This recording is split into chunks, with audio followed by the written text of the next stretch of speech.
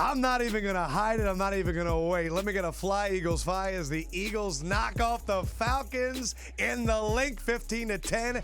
And at night, the Patriots dust off the Titans 35-14. E-A-G-L-E-S, Eagles. Here's the truth. I'm so not biased that I'll tell you my bias.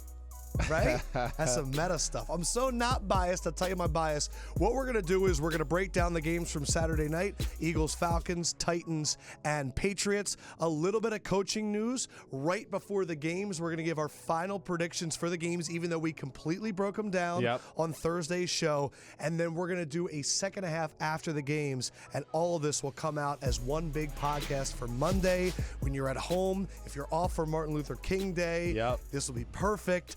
And we just want to talk football. Talk ball. Eagles, Falcons. Man. I mean, awesome. It was, it's always awesome when the game kind of plays out the way, at least, my film study, I thought could actually make it play out. Yes. Where I just believed, hey, this is still a game of emotion. It went exactly to plan. Right. It's a game of size and physicality. It's still about a game for fighting for the right to have this area to your own. And the one thing that, we talked about on Thursday, the Eagles were the bigger team. Impose your physical will on a sloppy Northeast playoff-type football field. It plays into their advantage, and they didn't buckle from we're willing to win ugly. That's what we got scared of, right? A few times you're like, no, don't go for it on fourth down. Right. Just kick the field goal. You can win this game 12-10. But shout out to Doug Peterson. They've gone for it really more than anybody and worked out there. But the team defense was incredible. They allowed 10 points, just 86 rushing yards, less than 200 yards passing, and they had 3 sacks. If you really think about it, when the Rams played the Falcons, they had 2 special teams turnovers, and the Falcons turned that into eventually 13 points. Right. You got the same thing against the Eagles. Yes. The punt bounced off Bremen. Ajayi fumbled it as well, and they left there with 10, and they didn't score the rest of the game. So the Eagles' defense, that 7 points was a punt that went off Bremen, and then a huge pass interference. That was it. Yes. The Eagles defense did what they needed to do. Right. Shout out to Caleb Damon, who tweeted us during the game, fast teams get slower, big teams don't get smaller. Thanks, Caleb. I'm curious. A lot of Falcons fans are blaming Sark. Right. And I just want to go over that last drive for the Falcons. Yep. Tevin Coleman had 2 runs. Right. 7 yards, 10 yards. Right. But once the ball got inside the 10, they didn't run it again. Yes. The 4 plays they called inside the 10. Lob to Julio that went out of bounds. Right. That Matt Ryan underhand toss that probably should have been a fumble, but it was whatever. He was trying to be cute. A Julio slant that got them down to the 2. Right. And then the last play of the game. Right. I felt like Tevin Coleman was having success the entire game, and that's the one fault that I put on Sark is down there not pounding it home, because if they score there, will they win the game? Yeah, I mean, I agree with you. I would think that would be a little bit of an Achilles heel, per se, the whole year for the Atlanta Falcons. The fact that they weren't always patient in the run game. Oh, first down run for 9 yards, okay, maybe get the first down again on the next play, whether it was a run or a pass, and then the next 3 plays would be a pass. Like, they never were consistent with the run throughout the year in my eyes. I get that. I understand that. Again, I think the biggest thing is they fall into the trap of going, let's just put the ball in Matty Ice's hands at time and go, he's been our best player. He'll wheel and deal, make a play happen. Right. He's kind of done it all year. He's done it all last year too. So I'm not going to sit here and be mad at the play calling. And again, how many times, okay, yes, you got a first down run off the edge. It was, we would go, oh, yeah, first down run, and they wouldn't get back to it. But Jim Schwartz isn't going to just sit there and let them run at that in between that wide dime technique all game. He's going to do things up front to take that away. That was one thing I was worried about, right. Schwartz on that last drive. Right. And he had one bad dumb play. He had the 4th and 6, brought 5, and then Julio got over top, which is the worst thing ever when you're watching games. If it happened at Tennessee a million times. It's a pet peeve of mine. You bring 5 players, you're not even getting pressure because you have 5 offensive linemen. Mm-hmm. It never works. And then Julio had that big catch. I will admit, when they got down there inside the 10 on that Coleman run, I was like, we're losing this game. Yeah. You were trying to calm me down. I didn't think they were going to lose. I knew getting in the end zone was going to be the hardest thing. I mean, when you get stuck inside the 10 as an offense, I used to hate that when I was a quarterback. I hated it because you would go, man, we had a chance to score from the 20. The field was when you get inside the 10, the field is just so close. If defenses are smart and don't blitz, they got nothing to worry about behind them, and they can just keep their eyes on the quarterback and react, and the field's so small, it's tough. So Brandon Graham had a huge game. Fletcher Cox was incredible. Yes. 7 tackles, 2 for loss, 1 sack. For someone that I know was focusing on him the entire game, can you explain to people what you saw? He also played 90% of the snaps, which is more than he's played all year. Man. What if he's playing at that level, what are the Eagles capable? Yeah, well, I think the biggest thing, first of all, is they had an advantage there. And that's, again, he's your highest paid player on your football team. And if that's where your money is, then in games like that where you go, oh, we have an advantage here, you need to dominate. That's why we're paying you $100 million, Fletcher Cox. And, yeah, he did a lot like what Aaron Donald dominated last week, that Atlanta Falcons front too, but it's a different type of domination. This is why I like a Fletcher Cox will be my defensive tackle, not Aaron Donald. As much as Aaron Donald's awesome, don't get me wrong, Fletcher Cox is the king fuck your play up guy, push your guard back into the play. Now your running back wanted to run left, and he goes, damn, I can't go left because the right guard's been pushed over there by Fletcher Cox. I got to go back right. And between that, pushing the pocket into Matt Ryan's face a few times, and Ryan did a great job stepping up and avoiding stuff. He played pretty well. He did, but Fletcher Cox was an annoyance throughout the game. We're thinking about hiring an intern to watch every NFL game next season and chart fuck the play up stats, guys that just ruin the plays, but you'll never get a stat. Right. So if you want to apply, you're going to have to watch every game and take down stats for every single play, but it's a great opportunity. It's a great opportunity. It really needs to be an official stat. I mean, that's the best part about it. Before Nick Foles threw the ball off Keanu Neal's knee, he had 66 yards. After, he had 180. Once the ball hit Keanu Neal's knee, the one on the last drive before the half? So the drive before the half, think about it. If Keanu Neal picks that off, he's one, might take it to the house. Right. 2, is going to get it maybe to where the Falcons, even if they don't score, the Eagles don't get a field goal and it's 10-6. Right. But then after that, Nick Foles played well. That's pretty smooth. That was the concern for the Eagles. I said before the game, a good game for me is Nick Foles, 250, no turnovers. He went like 240-something. Yeah. No touchdowns, but no interceptions. Right. But in the second half, third downs, slants, he just put the ball where it needed to be. That's exactly right. Zach Ertz, Corey Clement, 5 receptions on some nice plays and some good variation off the play. Right. The offense was good enough. Nick Foles was somewhere between 4 touchdowns against the Giants and awful against the Cowboys and the Raiders. Right. That was enough. And I'll tell you what, because the Eagles are playing Sunday night at 6:40, it's either Drew Brees in the cold at Lincoln Financial Field or Case Keenum in the cold at Lincoln Financial Field. I'm going to say it right now. I would rather, from an Eagles perspective, someone currently wearing a Reggie White long-sleeve shirt. I think the Saints are a better matchup because I think the Vikings wanting to play ball control, really tough defense in that weather, they're going to be used to it too. I would agree. But the Eagles have a chance. The Eagles definitely have a chance. My percentage is from 13 because it went from 6 to 13. Right.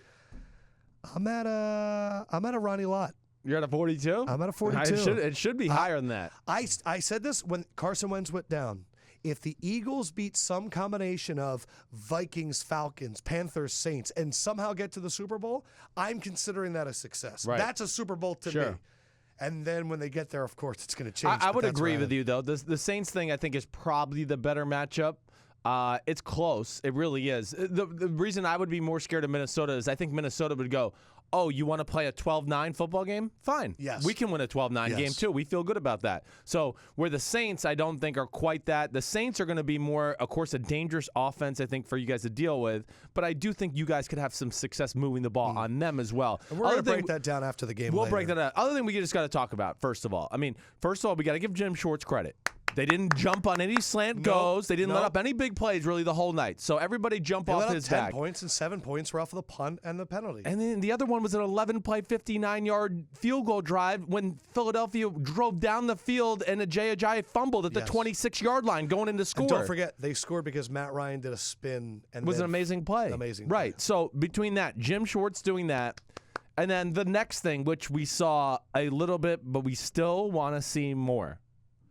Run behind the rhinoceros, Brandon Brooks. Yeah, rhinoceros, okay? Respectfully. You said last night to me that Brandon Brooks is better than Lane Johnson and that he's better than He would be my number one pick Jason off your Peters. offensive line. Yes, there's no matchup in football that he can't handle. Even the Aaron Donalds of the world, they're quicker than him, but he's quick enough added to that size to where he's okay in those matchups too. But he's immovable. Lane Johnson and Brandon Brooks are enormous on the Man, line. if they just continue to run the ball downhill, and they did it at times, and I just want more of it. Did you like the underdog masks? Did you like the dancing in the locker room with Jeff Lurie? I loved it. And Lurie's got the most rhythm I've seen at an owner yet. Really? Yeah, he was on You're beat. right. Arthur Blank doesn't even hit the downbeat. No, he hits just does the whole thing like Yeah. this the whole time. You're It right. doesn't Lurie matter. was like, huh. Lurie was like, what? Huh. Yeah. Huh. There's that moment every time, though, where the owner realizes it's going from them celebrating to them mocking everybody him. is going. And then they just kind of stop and they look around. They they're take like, out the look at the dumb white guy dancing. He's rich and he pays our bills, but damn, he's bad. Go, owner, go. Great game. Patriots-Titans went even more to plan. I mean, pretty much. There's a lot of people out there complaining about the penalties. It was one thing that you wanted to address right away. Right. There were two penalties that Titans fans, I can kind of understand why they're upset. One, they were called an offensive pass interference on a clutch catch by Eric Decker. Right. But to be honest, on the replay, he pushed him twice. To me, He pushed him in the face I don't know and he what pushed else him in the shoulders. I don't know what else they want. The I other- understand if it wasn't called, okay, fine. But Yes.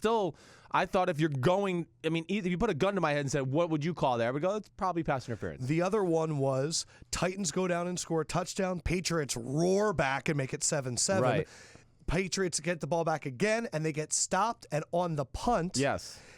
there's no penalty. Right. And then they call false start of the Patriots to make it go back. But then they change it to a encroachment on the Titans, giving the Patriots a first down, to which they go all the way down the field and score. Right. And you're at this point going, take your tears somewhere else. Yeah, I just don't want to hear about it. I mean, yes, that was horrible execution by the referees there on the punt play, but they still got the call right. I mean, that was right. The guy jumped. The offense jumped because he was in the neutral zone. So, and yeah, I just, hey, I understand complaining about penalties. This wasn't like Austin Safarian Jenkins end of the game Jets Patriots or Kelvin Benjamin. This wasn't Miami, Ohio State. This was the first quarter of the game. I mean, the Decker PI was what, second quarter there? Was it? It was 7-7 at that point. Is that what it was? I got to go back and watch the game again. But I know it was either way.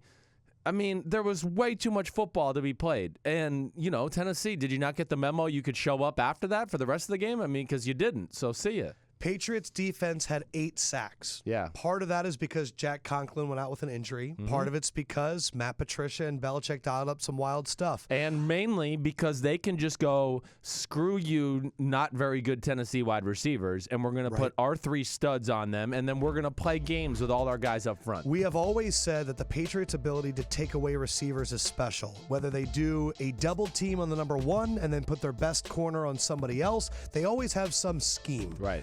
But now that they have Butler and Gilmore and McCourty, they kind of match up with anybody. They do. I'm going to read the last names of the guys that got sacks. You will know them. I will know them. I don't think most of America will know the guys that got sacks for the Patriots. Right. Grissom. Right. Wise. Oklahoma. Yeah. Flowers. Right. Flowers. Right. Jean Francois. Yeah. And Butler. Yeah. Changing of the guard. Right. Last year, it was Hightower, Ninkovich. Right. What happened to Chandler Jones? Chris Long. Butler, Francois, Flowers, Wise, and Grissom. John Gruden didn't know who Dietrich Wise was when they played the Dolphins. Not going to lie, we were a little bit embarrassed. A little surprised for him. by that, yes. But Adam Butler's been solid all year. Trey Flowers has always been good for the last 2 years. Yes. The other Flowers had some spunk. Yep. Wise has been great, and Grissom's a big dude. He is a big dude. And Francois, I mean, right. I didn't know he was on the team. I thought he was on Washington. Yeah, no, he's been there for a few weeks. I mean, yeah, and then their other guy that's kind of part of that conversation there, the kid Eric Lee, who's been banged up. I don't think he played a ton last night. I also thought watching that game. Right. Well, finish your point about Eric Lee. No, I just they have that position, that Trey Flowers, Dietrich Wise, 3-4-4-3 and linebacker. Yeah, they can do a little bit of everything. They're just a vital piece for that defense. And the more they have, the more trickeration and combinations they can trick you with at the line of scrimmage. And yeah, because of those guys we talked about in the back end, they can do that. But even though we saw some key third downs where, as good as they are covering, they still said, Nah, screw you, Delaney Walker. It's 3rd and 7. We're going to double team you and not let you throw to your, comfy good little friend. I laughed when Jim Nantz was going over the rosters, and it said, here are the linebackers from the Patriots. We got Kyle Van Noy and James Harrison on the outside. And I said, hey, newsflash. One thing that Belichick does every year, look back, he makes a few transactions mid-season or after the season where he acquires value linebackers. Kyle Van Noy was a trade where he pretty much gave up nothing, but the Lions went, not going to play for us. Yeah, right. James Harrison just scooped him up. He does it every year. Yeah. And he gets good, talented linebackers late in the year because that's a position that gets injured often. The Saints are missing Klein. The Eagles are playing Donnell Ellerbe right now. Linebackers get hurt. They get into car crashes. This day and age, it's a huge position because of all the tight ends and running backs that are so good in the pass game, the no-huddle offense. You need those guys. And then the last part of that wrinkle, why he loves those kind of guys, Lefkoe, and people overlook this, and me included, I really overlook this. Those type of guys are special teams gems. Oh, punt block, punt protect, run down, make the tackle. Kyle Van Noy missing that. That's what I mean. 6'4", 245. He did the same thing with Shea McClellan last year. That's what I mean. Those are so they're getting their money's worth out of those guys. What did you think of the Patriots' philosophy of using the hurry up to tire out the Titans? Yeah, I think it was brilliant. I wish I did. I mean, that's something they do all the time, and I wish I had. It just punched them in the mouth. They were not ready for it. No, and they have, and they don't have a lot of depth on that Titan front seven. And they ran. They ran at first. You wanted them to run, and they ran a lot. They did, but they threw more. I mean, he threw it 53 freaking times. He looked so good. Yeah, he was Brady's phenomenal. Zip is there. Yeah. Those two floaters. Right. The one in which drop by James White. Drops by James White, but then the one to Amendola. Yes. The drop in the bucket to Amendola caused Sims to stand up, and all of us at his house to go, let's go hop on the train. Yeah, I said, come on, we're going to the train. It's over. When that play happened, beforehand we're going, should we leave? Like this is going to be over? Right. He rolled out and dropped it in Amendola, and we went, let's hit the train. Yeah. And it was over. It was 28-7, and there was 13 minutes left in the fourth quarter. And I got to get back to New York. Yeah, and I was like, come on, what's the point of waiting for another hour? You know this game's over. Let's go. Yeah, but no, the Patriots were able to run the ball. Hogan looks healthy. Gronk looks great. Cooks is a valuable weapon. The Patriots are the squad. Oh, but with Dion Lewis, too. I mean, just Dion Lewis, I mean, other than Gronk, he's the second most important part of the offense for me. Dion Lewis is so special. See, when James White's in the game, they're going to only throw the ball to him, really. That's the thing you got to look at for the Patriots, right? That's really what he's in there. Dion Lewis, like Rex Burkhead, they like them the best because they go, you don't know what we're going to do. They might be a slot receiver, but they can run it between the tackles equally as good, and that's really what New England gets you by the proverbial balls. Speaking of New England being New England, is it anything more New England than giving the ball to Brandon Bolden to get a touchdown? Right. Like, what? I know. I didn't even know he was on the team. We drafted him the year I was there. Burkhead, everybody. I know. Brandon Bolden. Brandon Bolden was like, I think, a fifth-round running back out of Ole Miss. Good little running back in college. Yeah. He's the fourth running back on the roster on a year-to-year basis, but he is a machine on special teams. Yeah. And Bill loves him because of that. Props to Brady. Brady can play 3 more years if he doesn't get healthy. Definitely. I mean, it's just if he doesn't get healthy. If he doesn't get healthy, right. The only thing you're going to see Brady, or just like the wear of the season. Like we saw at the end of the year. I think the wear of the season caught up to him because he's 40. But you said after this bye, he looked like he did mid-year. No doubt. Those throws he made, the touch throws, some of the bullets he made down the middle, that was like Tom Brady week 10 where I was like, oh, he's in this conversation for the MVP, which, I mean, he's going to be the MVP. But is Mularkey the coach of the Titans next year? Gosh. I don't think they want him, but I'm going to say yes. So you're going to say he stays? I think he's going to stay. I think they're going to have a hard time. My quarterback was hurt. The penalties. Exactly. I think they're going to have a hard time like pulling the trigger on that one. Damn. And now that it looks like McDaniels is going to Indianapolis. I mean, we said this last week. This is what I thought all along. So it's funny. Yeah. Can we talk about now what you wouldn't say? Sure. So Sims heard. Go ahead. Like a week or two, McDaniels to Indianapolis. Right. Like that's what you heard. And I just told you, don't tell anybody. But yes, I said the leader in the clubhouse is McDaniels going to the Colts. And what I thought was really funny was Romo goes, hey, it looks like both coordinators are going to leave, and Nance is like, well, we don't want to talk about that just yet. And then because he didn't want to get beat, Nance goes, but I could definitely see McDaniels going to the Colts. And I looked at you during the game, and I went, Nance had to get that out. Right. He had to be, because now Schefter's reporting it. Right. We're going to get to McDaniels in a second, but I just thought that was such a Nance move. Yes. That game, from the Patriots winning 35-14 to the calls kind of going their way to Nance having to steal the show and Romo being too obsessed with replay. Right. I just thought It was that a total New England CBS showing. God. Right. So the one big surprise in the coaching news has been last week, the New York Daily News or the Post or whichever paper said Patricia's going to the Giants, and now Patricia sounds like he's going to the Lions. Of course he is. The Giants have messed this up a little bit. In my eyes, yeah. The Giants sound like they want the 2 New England coaches. And they're not going to get either. The problem is they didn't confer somehow with the New England coaches to go, hey, if we hire this GM that's not associated with you, will you still come here? To me, that is the number one factor in this. Is that, are you guessing, or are you hearing something or reading into something? I've told you this. I know this. Something. Well, I just, know it. the one thing I hear all the time, not even this year, but going back to other years, and then I also think about Josh and the positions he's been at. You know, first is the New England way. They believe in New England way. They truly do. They want to be around guys that are like, that's why I think Patricia goes to Detroit hands down, because Bob Quinn's there and he goes, okay, I can coach the team. I know Bob's going to run the same scouting system we did in New England. So he's going to know which players we're going to be right. We're going to be all on the same page. I'm going to be able to go in the doc and understand what the scouting numbers are, because it's not a new system to me. It's a language. It's a language. Exactly right. So that. Now, Josh to the Colts, I understand that's not a New England guy, but the Tennessee thing, John Robinson being there, that is okay. Yeah. So I think if the Titans didn't win last week, there's a good chance he might be there. But I just think with Josh's situation, he's going, man, it's Andrew Luck. And Chris Ballard does have a great reputation and certainly has a system in place to where I don't think, it's not the New England way, but Ballard's legit, and I have this quarterback that I can do special things with. Let me just really quick. Yeah. Patricia to the Lions, do you like it? I do like it. Yeah, I think he's going to do the defense. I think he's Jim made, Bob Cooter and Stafford do the offense. Right. They're in a division that's winnable. Yes, I think he's made for Detroit too. I don't think Matty P's New York material. I think the NFC North might be the best division in football next year. It's got if a the chance. Bears are going to come up, the Lions are going to come up. Rodgers will be healthy. The Vikings will be good. It'll be good. Yeah, I know. But so you like that? It makes sense. McDaniels to the Colts. Yes. Do you like that? I love that. I mean, he apparently has more confidence in Andrew Luck's health than we do. I mean, hopefully he knows something. That actually makes me happier. Yeah. Because it means maybe Andrew Luck is healthy. I would think Josh McDaniels would not be even attempting to take that job. I'd also argue that the Colts outperformed their record a lot this season. They were in every game they played. Yeah. Even the Seattle game that they not got as blown far out. Off as people think. They got a lot of big people. They got some athletes on the back end. O-line's not as far off as people think. They just got to be healthy too. They just got to be healthy too. Exactly right. You got and he's got a solid backup in Jacoby, who he's been with. Mm-hmm. I know. So it's interesting. It is. With all that being said, the rumors are now that Pat Shurmur would come to the Giants. Yeah. And I like this too. Yeah. From this regard. Right. McDaniels and who's the GM they just brought in from Carolina? Gettleman. Right. I don't know. It's kind of speed and size. Shurmur was just in Minnesota. Right.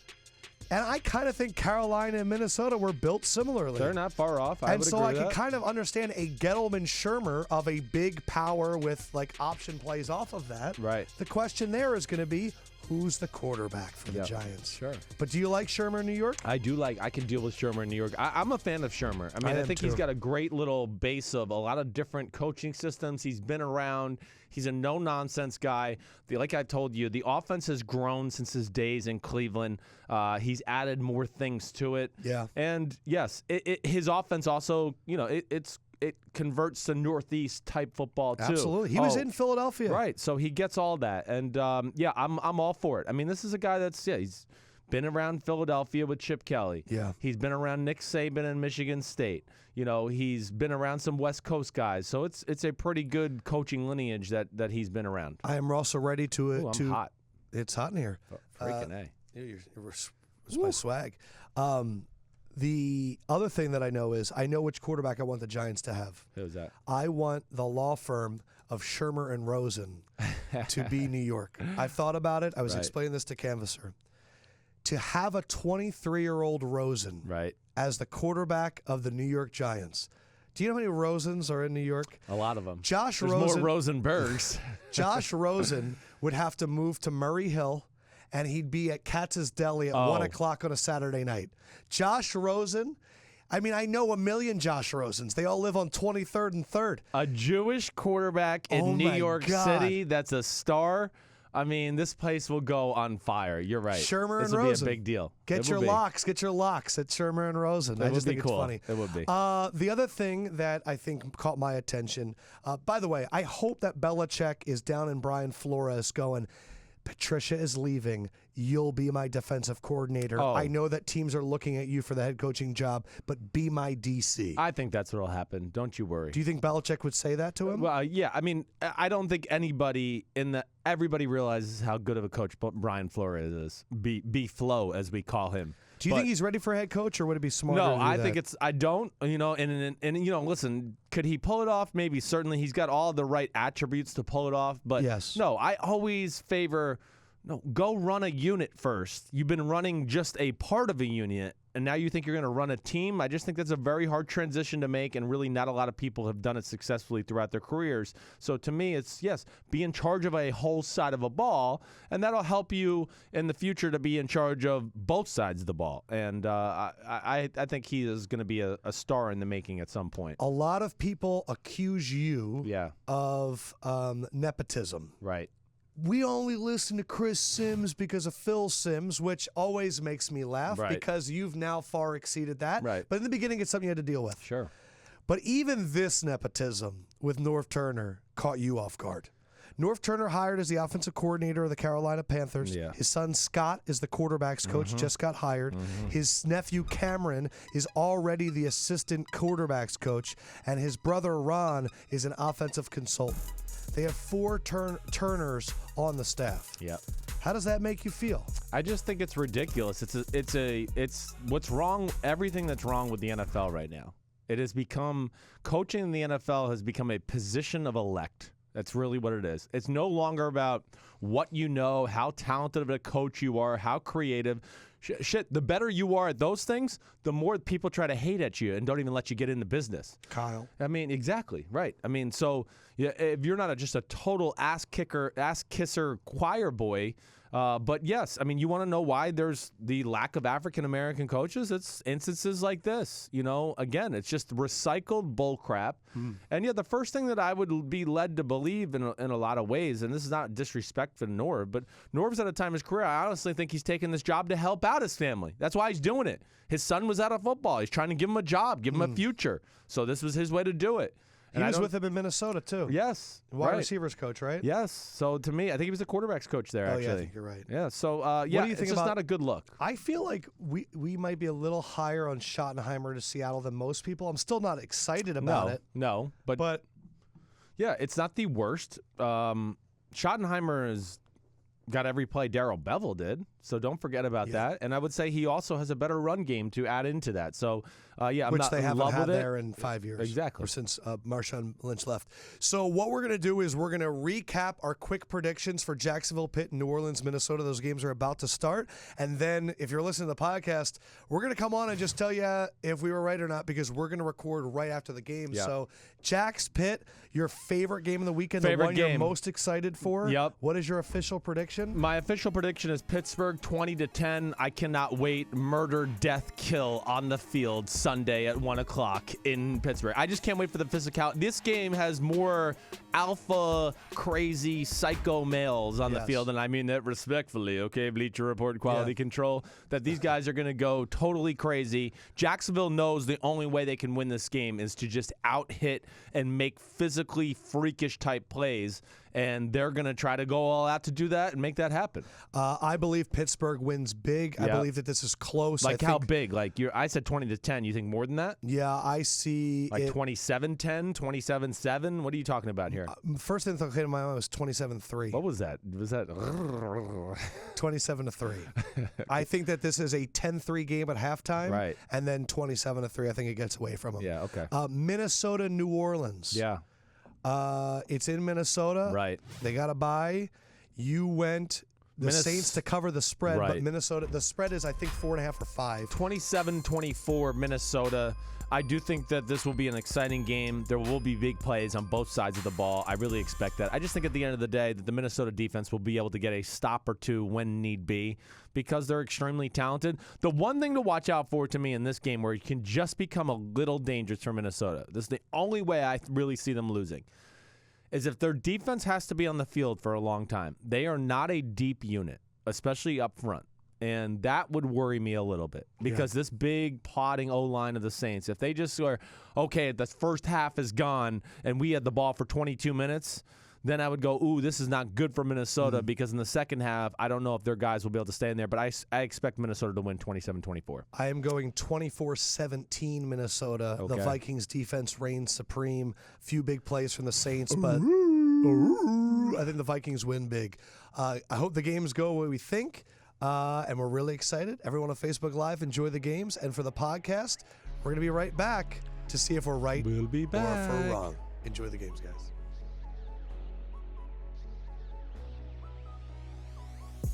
Just when you think you know what is going to happen, you have no freaking idea. No clue. We left going, I said, oh, I think the Steelers beat the Jaguars 27-3. And the Vikings, beat up the Saints. And I felt good about that one. And that's 100% where we're starting. Right. Because we just watched, with the game over, Case Keenum throw a beautiful 30-yard corner route. Right. And then Marcus Williams whiff. And Stefon Diggs goes 61 yards to the house. You pointed at me and the screen and said, holy fucking shit. And I still can't believe we're sitting here and I'm looking at a screen that says the Vikings won by 5. It's unreal. And, I was yelling at Diggs to go out of bounds because I was like, damn, they need to kick the field goal. But they kept running. I lost my voice just on that play. It's totally gone. Yeah, you were completely fine before I went that play. off on that play, and I reached the limit to where my voice was like, no mas. But I thought he had to get out of bounds too. I did too. I'm glad they won for this reason. I do think they were the better team on the field. You got to take into account missed field goal, They're up block 17-0. punt, They dumb missed the field goal. interception, right? So those three things alone, and listen, I understand that's part of executing and being they better. got sacked on third down in the third At quarter. the start, that took the them out first of drive field of the goal third range. quarter, right? So I just thought as a whole, I felt better about Minnesota as a total football team. Of course, you never count Breeze and Peyton out. I mean, that was a phenomenal football game, and I'm happy for the fans of Minnesota. That would have been like torture. I think that was one of the coolest moments. It was one of the craziest moments from this regard. Right. We got the line at 4.5. Many people got the line at 5 or 5.5. They're up 5. They have to kick the extra point. It was surreal from this.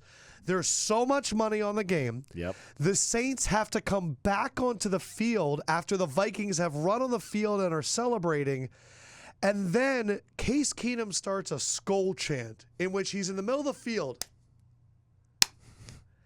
Skull, skull. I mean, this is a guy that's gotten no respect. You were worried that Case Keenum was going to throw a pick on the last drive. Right. And he'd finish the game with 240 yards and 2 picks, and we'd go, Case Keenum sucked, when he really wasn't that bad. He was actually played a pretty good game. No. But instead he finishes with 300 yards, 1 touchdown. All of a sudden, he's a legend. Yeah, well, I was worried about that. I mean, yeah, he made the horrible interception in the third quarter. That was the third quarter, the interception to Marcus Williams, who and gave the favor back there at the end by making a horrible attempt at a tackle on Diggs. But I did worry about that. I worried that he was going to try to force the ball down the field, get an interception, and then everyone was going to look at the bottom stat line. See, Case Keenum didn't play good in the playoff game. He wasn't ready. It's 2 interceptions. Right. So regardless, it was just a jaw-dropping moment. It was an amazing game. I'll be excited to go back and watch some of the things done on film too. You brought up that play from Giants-Niners 1988. Right. Giants-Niners 1988. Giants are winning 17-13 against the 49ers. It's 3rd and 10, and Montana throws a go route down the right sideline to Jerry Rice. The safety comes over and tackles the corner almost like Marcus Williams did tonight.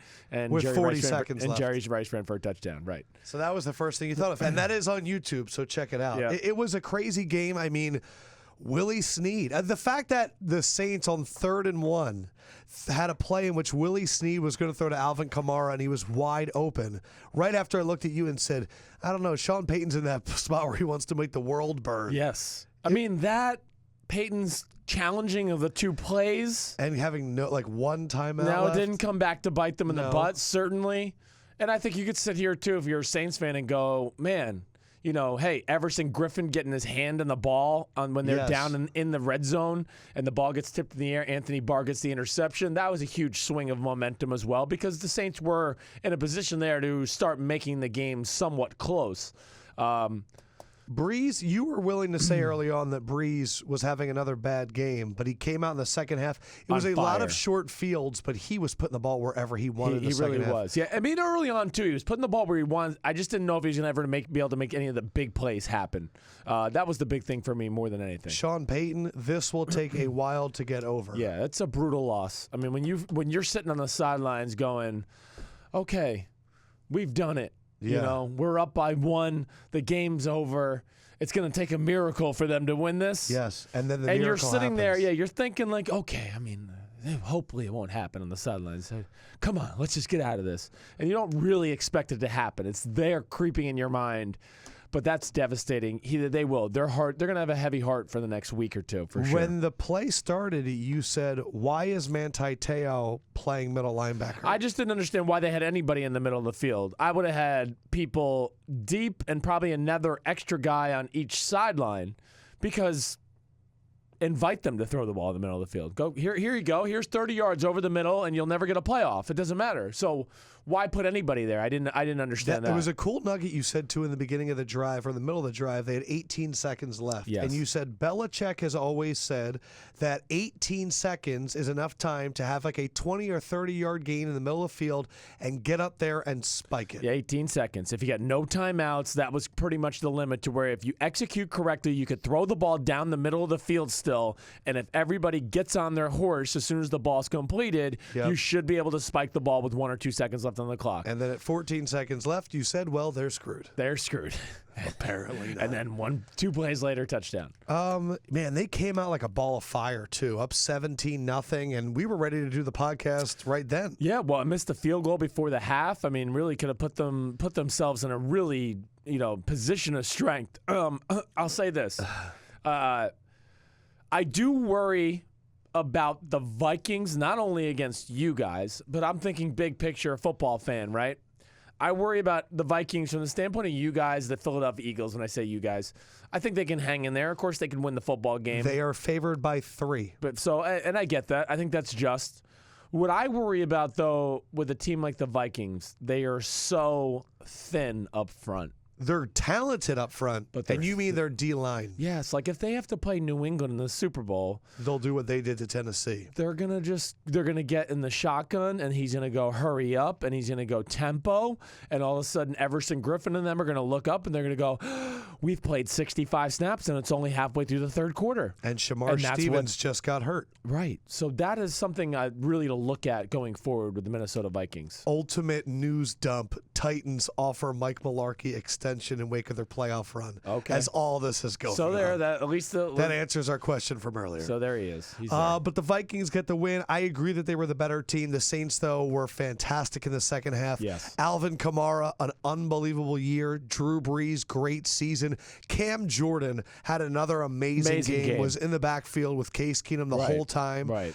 Wow. I just can't believe it ended like that. It's a heartbreaker. It's a heartbreaker in a year like this, too, for people like Sean Payton and Drew Brees who probably look at the rest of the NFL and go, no, we can beat anybody in the field left. Like there was no. I know New England's the favorite. But said towards the end of that game when we were sitting over there, you're like, the Saints probably are the best chance to beat the Patriots of those teams. Yes, they got the weapons, they got the run game, the pass game. That along with they're aggressive on defense, so they're not going to let New England get every easy completion in the world. Because the Vikings were doing that to the Saints tonight. A little bit, you're right. And so that's what. Yes, the Saints would have been one of those teams where I looked at where if it was Saints Patriots Super Bowl, I think we'd have been guaranteed to get a good game. Like guaranteed. I worry about some of the matchups now. Like your Eagles team, certainly. Yeah, I know they can do it. Or they can get their ass kicked. But yeah, they could get down like 17-0 early and then get killed. Right? Yes. Right. What is that matchup, Vikings-Eagles? Just quick, because we're going to do it Yeah, Thursday we'll go. and Wednesday. The first thing I think of is that their defense slightly better than yours. Vikings better than Eagles. But just slightly, just a little bit. And I think their offense is slightly better than yours as well. I mean, really, I think it's going to be a low-scoring physical football game, 16-13, kind of one of those games. Case Keenum in Green Bay, cold, not a great offensive game. Sure. It's different when it's outside. No doubt about it. On the road, So they loud have a environment. chance. Yes, they have a chance. All right, I'm just they saying it because definitely it's fun do. to say. Yes. The 4 quarterbacks that are left in the playoffs now. Nick Foles and Case Keenum, both under Jeff Fisher's tutelage in the St. Louis Rams. And on the other side, it is not Big Ben, who threw for 400 yards, 5 touchdowns, should have been 6 because the lateral was a throw. Which is amazing play. And Tom Brady. But no, it is Blake Bortles and Tom Brady. You can't win the Super Bowl unless you got a franchise quarterback. You can't even get there. You can't even sniff it. It was so funny. Need a face of the franchise. On Thursday, I read the matchups between the super experienced guy and the guy with no experience. Yes. Case Keenum in his first playoff game beat Drew Brees with 12. Nick Foles in his second beat Matt Ryan in 10. Blake Bortles in his second beat Ben Roethlisberger with I don't even know. The only veteran QB that won was Tom Brady. Yes. Only guy. That was surgical. We saw that. This was an interesting experience watching Steelers-Jaguars with you because we're at a time where you have become the face of the Blake Bortles is not a good quarterback movement. Right. And what's really funny is it's not out of any maliciousness. It's not out of personal. It's a straight-up observation, and it's fact. But to watch this game, and the other reason it's funny is you were the first person to say the Jags have a Super Bowl roster. You were the first person to say the Jaguars can go up to New England and beat them, and yet you're being deemed a Jaguars hater, which is so untrue. I was rooting for the Jaguars today. Anybody at Bleacher Report will tell you. During the game, Sims is saying, fuck you, Pittsburgh, you idiots. Jaguars are going to win this game. Yeah, I love watching Jacksonville play. Well, listen, my observation about Blake Bortles is just my honest-to-God truth evaluation, as you can see. And I love the fact that they're winning with him. Great. It's showing everybody that we've put the quarterbacks on a pedestal of, like, ridiculousness this day and age in the NFL. You don't need – I know Tom Brady and Bill Belichick do it every year. I get that. But it's still a team sport, and quarterbacks need teams around them. And sometimes average quarterbacks with really good teams around them can still go far. And that's the 3 teams in the playoffs that are not the Patriots. The Eagles, the Vikings, the Jaguars, and the Vikings are all really good teams with an average quarterback. Right. So, again, Jacksonville special. I would also like to state that, I mean, you said it to me during the day. I said before the season started, the Jacksonville Jaguars are stupid for scrimmaging the New England Patriots in the preseason because they had a team that could maybe face them in the playoffs. Do that. So Belichick and Brady got a week of scouting the Jaguars, got to see routes that maybe Jalen Ramsey and Bouye didn't cover so well. They get this good-looking person to go, ooh, they're impressive. We can't ask our O-line to do this against that D-line. That was a dumb move by Jacksonville. I said it then. I'll say it now. It is going to come back to bite them. But Jacksonville's special, man. And anybody who wants to say, like, the whole Blake Bortles thing, listen, I don't really give a damn. I don't need friends. But I don't understand, like, people saying, Blake Bortles won the game. This is where the bar has been lowered to. If he throws the swing route to Yeldon behind the line of scrimmage, we go, look at that throw. You know, I understand he threw the post down the middle. I'm seeing people post things. Right. Bortles hung up 45 on the Steelers. It was 28-7. Bortles at halftime. Right. It's 28-14. Right. Bortles stats, he was 7 for 14 for 83 yards. Right. Listen. 7 for 14, 83 yards, and they had 28 points. Bortles didn't hang up shit. Stop discrediting his team. Give the defense credit. Give that offensive line credit. Give the running backs credit. This man hits a wide-open fullback in the end zone, and you act like he's freaking Joe Montana. It's crazy. Yeah, it is. It's crazy. I'm happy to be on the right side of this. Okay, but let's not hate on him, and let's not act like we're rooting against him. I'm not saying it's him at all. I'm just saying to give him credit for those 45 points is insane. Well, you've taught me this, and I didn't really realize that everybody was maybe sometimes not seeing the same game I'm watching. I don't know, but You're right. Everybody's a prisoner in the moment.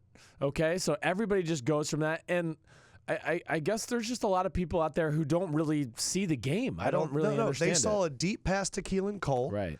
That was underthrown, and Keelan Cole made a good play on it.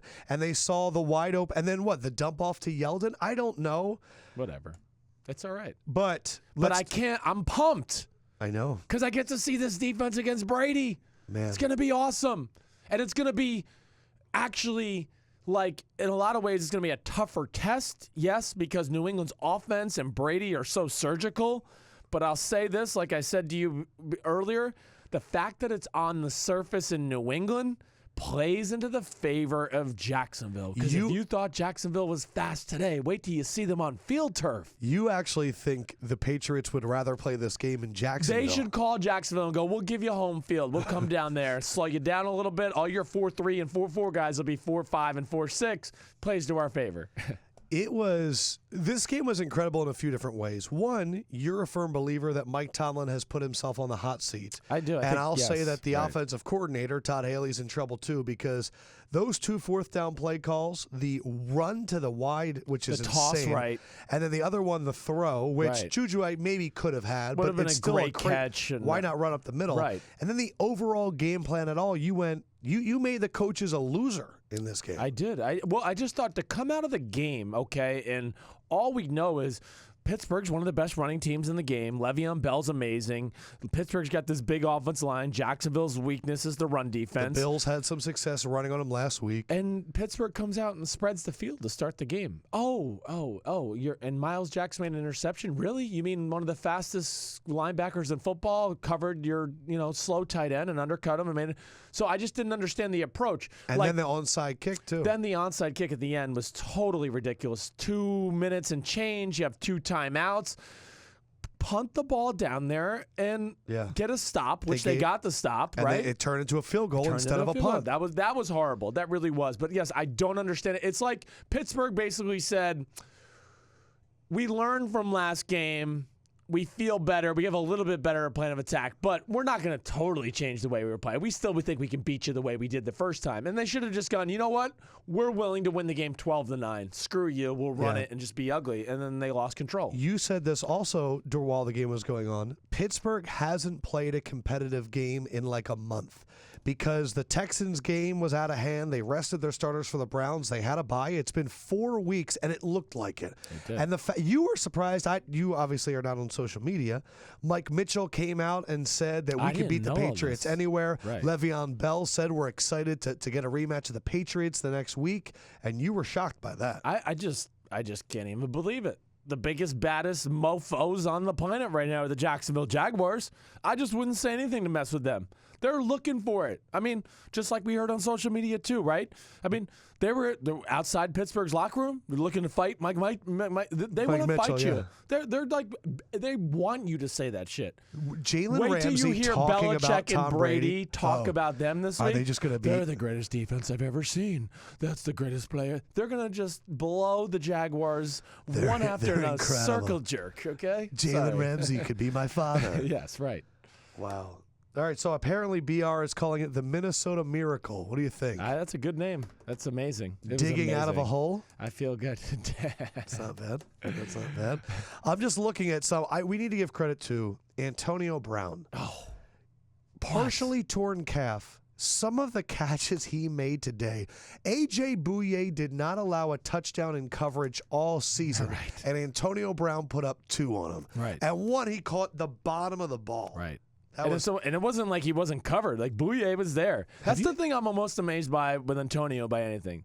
The size of the man he is, but the amount of balls he catches that are 50-50 jump balls, he's truly an amazing player, an amazing competitor, just an absolute baller. This is the best year of Antonio Brown's career. I thought he was amazing this year. Really? Is he going up in your rankings? Yeah, it's hard to deny it. And even before he got hurt, I'm not into stats. I'm into the quality and quantity of play and catches and when the catches occur and when your team needs them. And he just was clutch and answered the bell all year long. I mean, when you look at Ben's throws in this game, he had the long touchdown to Antonio Brown, which made it 21-7. Right. Then he comes up with a deep touchdown to Martavis Bryant. That was on 4th and 6, makes it 28-14.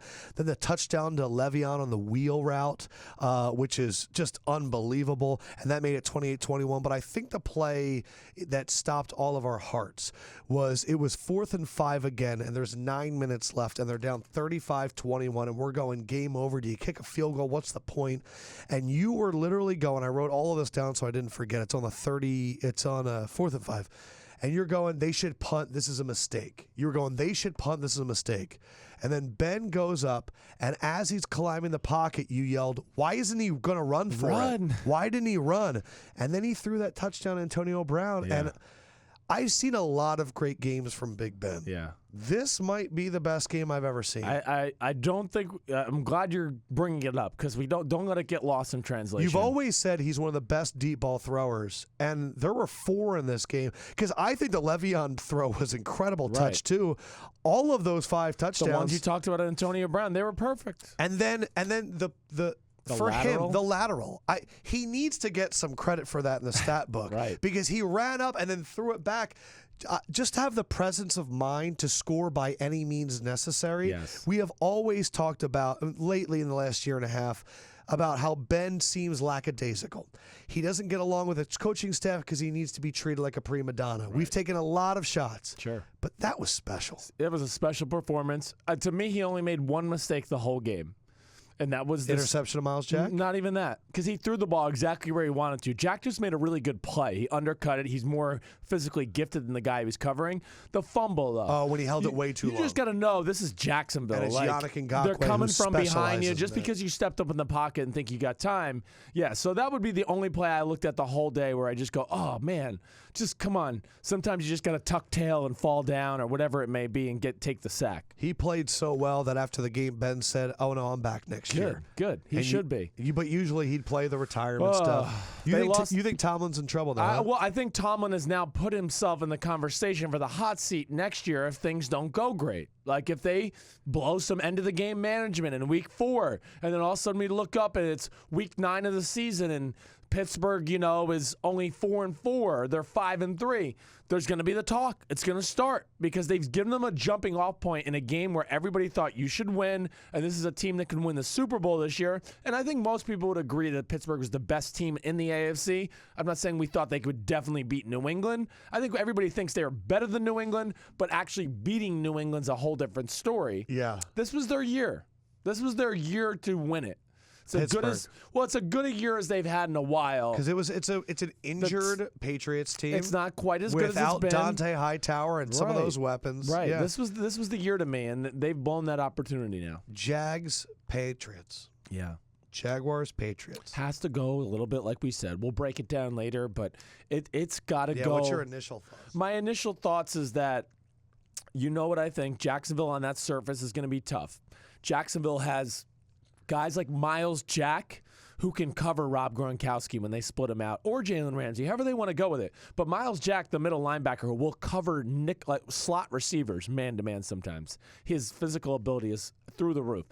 I just think of that. I still don't think there's any way Jacksonville can win the game unless they got to make 2 defensive altering plays, like give the team the short field or get a pick 6, something like that. That has to happen. It's crazy to me that but it can. If you told me the Jaguars would put up 45 on the Steelers, I go, oh, they definitely win. But if you told me Ben hung up 42 on the Jaguars, I go, oh, well, then the Jaguars defense crumbled. Yes. The line in that game is Patriots by 9. Yeah, I could see that. I think it's the right line. The Jaguars. It could be 13-10. I feel like every line with the Jaguars this year, whether they're favored or underdogs, is by like 7 or more. Yeah. They're expected to either win by 10 or lose by 10. Because I think the Vegas looks at it, goes, oh, they're better than this team. They'll cause a few of those crazy plays and get the sack fumble, sack strip fumble, in whatever. the last 2 years are 31-8 against the spread. Right. And now, in games in which they're favored by 13 or more, are 9 out of their last 10. That's amazing. And now they're facing a team that, to me, is the ultimate wild card. Yep. And Blake Bortles, how many yards did he run for? Let's see. Bortles ran for 35. It's a viable option. It is. And it's a simple offense. I would be remiss if we didn't give more praise for Nathaniel Hackett. Yes, we got to. There are a lot of offensive coordinators that have lost their jobs because of poor quarterback play. There are very few that figure out how to hide it and establish simple routes and concepts that work. And what Nathaniel Hackett has done this season, you were predicting 90% of the plays today. You're going, he's going to go out, he's going to go out, and you go, oh, they flipped it this week. You know exactly what he's going to do, but I thought that fullback to Bohannon touchdown, amazing. Fantastic.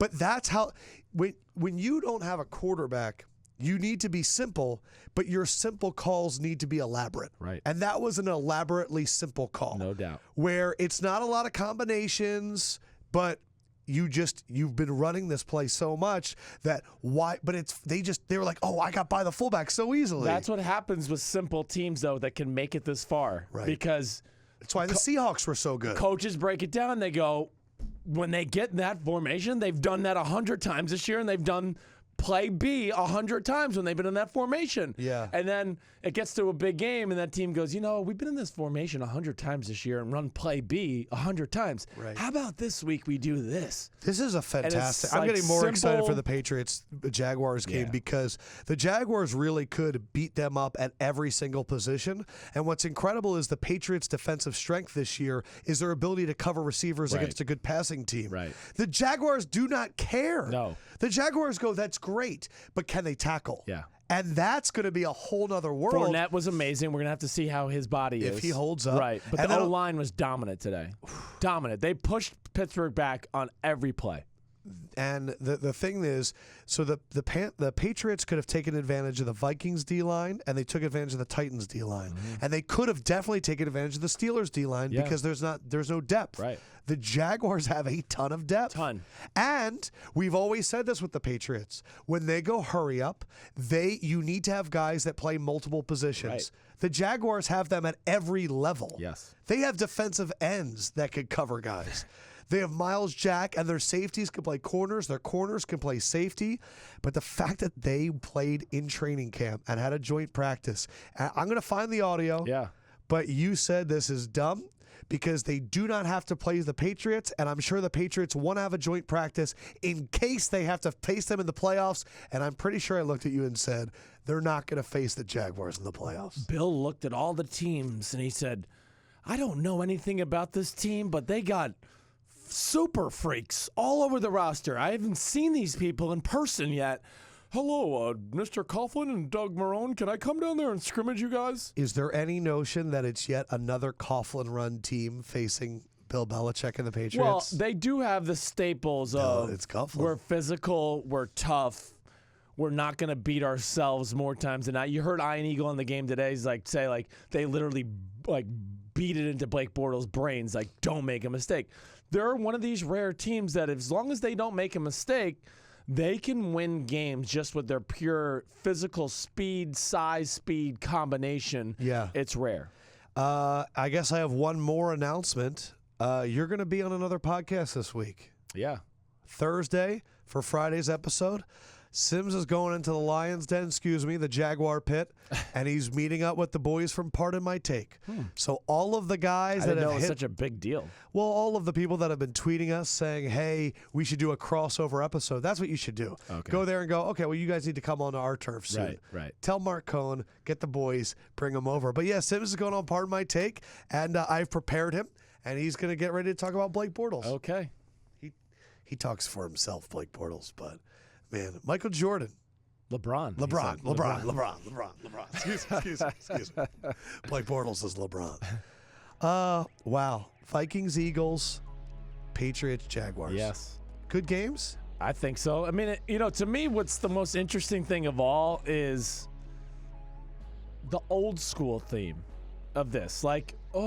You don't have to have a team that throws for 5,000 yards, and we have great receivers and a running back that's all sexy. No, all four of these teams for the most part, and I know New England throws the ball around a lot, but that's still Bill Belichick, and he predicates his team on size. Yeah. All these teams we want to be bigger and more physical than you, and we want to beat you up. It's awesome. Yeah. It's going to be good. Episode 149, where we're going to be recording on Wednesday. Sims will do a deep dive in the film. We've not a lot of games left, so it's easy to break it down. It is. And we're going to have a nice in-depth look. Thursday, as always, we'll do our gambling and make our predictions for the championship games. Hope you guys enjoy this podcast coming out a day early. We know we enjoy doing it. For Sims, Peace out, homies. Fendrick would say good evening, and the Lefkoe Man. says good night. Holla at your boy. Down to 4. Let's go. Peace.